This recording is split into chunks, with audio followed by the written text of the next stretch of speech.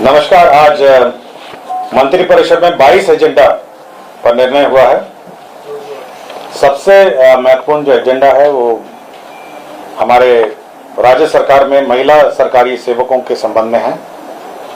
राज्य सरकार में जो महिला सरकारी सेवक जिनकी नियुक्ति हुई है, सरकार ने यह निर्णय लिया है कि पदस्थापन स्थल के निकट आवासन सुविधा उपलब्ध कराई जाएगी। तो सबसे पहला ये निर्णय बहुत महत्वपूर्ण निर्णय है कि जहां पर वो कार्य कर रही हैं वहां पे सुरक्षित आवासन सुविधा उपलब्ध कराइए। इसके लिए पूरे राज्य में एक्सप्रेशन ऑफ इंटरेस्ट फ्लोट किया जाएगा और इच्छुक मकान मालिकों का एक्सप्रेशन ऑफ इंटरेस्ट लिया जाएगा। साथ ही साथ जो अनुमंडल पदाधिकारी हैं उनके द्वारा जो किराया निर्धारण की व्यवस्था है उसके अंतर्गत सरकारी किराया निर्धारण की व्यवस्था है उसके अंतर्गत होगा।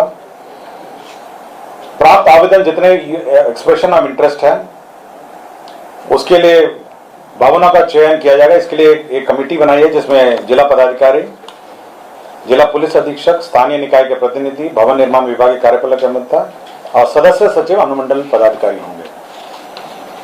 ये सभी लोग सभी जो भवन है उसको चेक करेंगे, सुरक्षा की दृष्टि से ठीक है या नहीं है, बिजली, जल, शौचालय सब चेक करेंगे। और उसके बाद जो हमारे महिला कर्मी हैं, महिला ऑफिसर्स हैं, उनको ये आवंटित किया जाएगा यदि वो इच्छुक हैं। इसके लिए जो निजी मकान मालिक हैं उनके साथ एक लीज एग्रीमेंट किया जाएगा और लीज एग्रीमेंट के बाद यह लीज का भुगतान राज्य सरकार करेगी और राज्य सरकार जब लीज भुगतान करेगी तो साथ ही साथ यह भी देखेगी कि जो वहां पे जो उनका एचआरए है वो फिर दे नहीं होगा, या तो एचआरए लेंगे या लीज एग्रीमेंट होगा। यह व्यवस्था सर्वप्रथम जो राज्य प्रमंडल और जिला मुख्यालय है वहां से शुरू की जाएगी और जिन महिलाओं को जो अन्य क्षेत्र में रहते हैं, ब्लॉक में रहते हैं या अन्य गांव ग्रामीण क्षेत्र में रहते हैं, यदि उनको आवास चाहिए होगा वो अपने कार्यालय प्रधान के माध्यम से अनुमंडल पदाधिकारी को आवेदन देंगी और अनुमंडल पदाधिकारी उस क्रम में वह ये प्रक्रिया आरंभ करेंगे। तो ये पूरे राज्य में जितने भी महिला कर्मी हैं, जिला मुख्यालय में हैं, प्रमंडल और राज्य मुख्यालय में हैं और साथ ही साथ जो हमारे क्षेत्र कर्मी हैं उन सभी के लिए लीज्ड अकोमोडेशन उपलब्ध कराएगा ताकि हमारी जो महिला ऑफिसर्स हैं और कर्मी हैं वह सुरक्षित रूप से क्षेत्रीय कार्यालयों में अपना कार्य कर सकें। आप जरूर पूछिएगा कि ये टीचर्स के लिए भी लागू है क्योंकि वो सरकारी कर्मी हैं और सबसे ज्यादा महिला कर्मी शिक्षा विभाग में है। यह व्यवस्था उन पर भी लागू है। मैं पहले ही बता दिया कि ये शिक्षा विभाग पर भी लागू है। महिला बहुत ह्यूज संख्या में ना, शिक्षा विभाग में तो आपका 50 से ऊपर है, 50% से ऊपर के आसपास हो गए और 6 लाख हैं तो मोटा मोटी आप समझ लीजिए 3 लाख तो महिला कर्मी हैं। और बाकी अन्य विभाग में भी जो परसेंटेज ऑफ रिक्रूटमेंट है 35% जो शैक्षिक आरक्षण है महिलाओं का और 3% 90 जो महिलाओं के लिए आरक्षित है, पिछड़ी जाति वर्ग की महिलाओं के लिए 3% है और छोड़ के 97 का 35% जो है शैक्षिक आरक्षण महिलाओं का है। तो इसलिए तो बड़ी संख्या में विमेन ऑफिसर्स हैं और विमेन कर्मी भी हैं। कैबिनेट में निर्णय हुआ है कि हमारे महिला कर्मी और महिला ऑफिसर्स को आवास उपलब्ध कराया जाए। दूसरा एक निर्णय हुआ है नगर विकास एवं आवास विभाग से संबंधित है।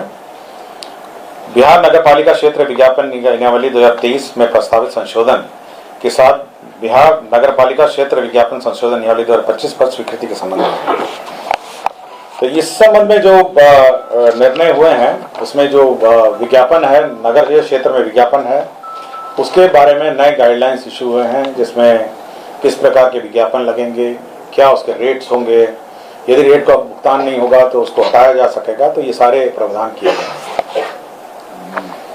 तीसरा है योजना विकास विभाग का। इसमें जन्म एवं मृत्यु रजिस्ट्रेशन अधिनियम 1969 में संशोधन है और इस नियमावली में जो जन्म और मृत्यु का रजिस्ट्रेशन की प्रक्रिया है और टाइम पीरियड्स हैं उसमें संशोधन किया गया है।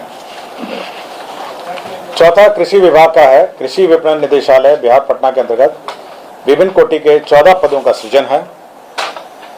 साथ ही साथ आपके स्वास्थ्य विभाग में लोक नायक जयप्रकाश नारायण अस्पताल राजवंशी नगर में 267 पदों के अतिरिक्त स्पोर्ट्स इंजरी इकाई के स्थापना संचालन 36 नए पदों का सृजन है।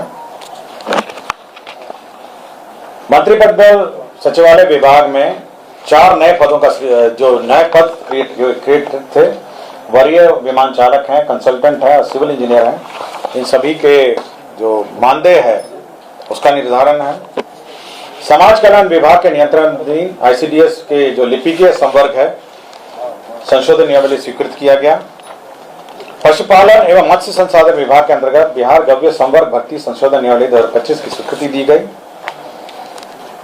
बिहार खेल लिपिकीय संवर्ग भर्ती सेवा शर्त नियमावली 2025 की स्वीकृति दी गई। बिहार खेल संवर्ग भर्ती एवं सेवा शर्त नियमावली 2025 की स्वीकृति दी गई। बिहार अधीनस्थ खेल संवर्ग भर्ती एवं सेवा शर्त नियमावली 2025 की स्वीकृति दी गई। ग्रामीण विकास विभाग में प्रधानमंत्री जनजाति आवासीय न्याय महाअभियान के तहत राज्य में अनुसूचित जनजाति कोटि के चिन्हित 9 जनजातियों को योग्य लाभुकों को केंद्र प्रायोजित प्रधानमंत्री आवास योजना ग्रामीण अंतर्गत आवास का लाभ दिया जाएगा। मैं पढ़ देता हूं ये कौन से नए 9 जनजाति हैं। एक तो असुर है, दूसरा बिरहोर है, तीसरा बिरजिया है, चौथा हिलखरिया है, पांचवा कोरवा है, माल पहाड़ी है, परैया है, सूर्या पहाड़िया है एवं सावर जनजाति हैं।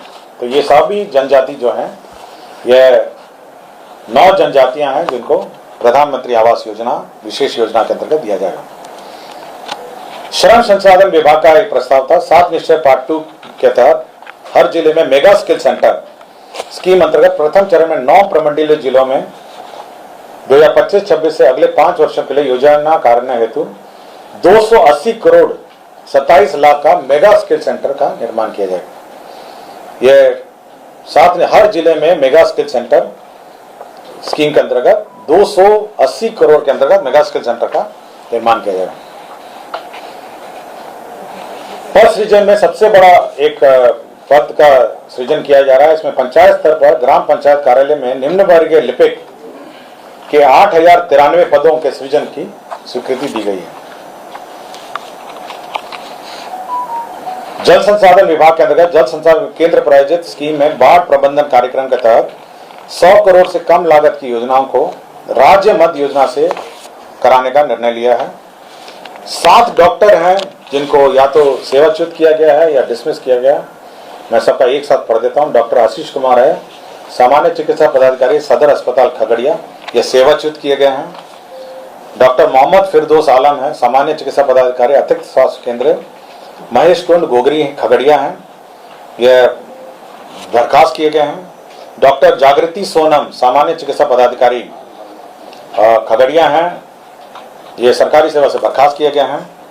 डॉक्टर अनामिका कुमारी सामान्य चिकित्सा पदाधिकारी सदर अस्पताल लखीसराय हैं, ये बर्खास्त किए गए हैं। डॉक्टर अनुपम कुमारी विशेष चिकित्सा पदाधिकारी स्त्री योग है, रेफरल अस्पताल बढ़ैया लखीसराय, ये बर्खास्त किए गए हैं।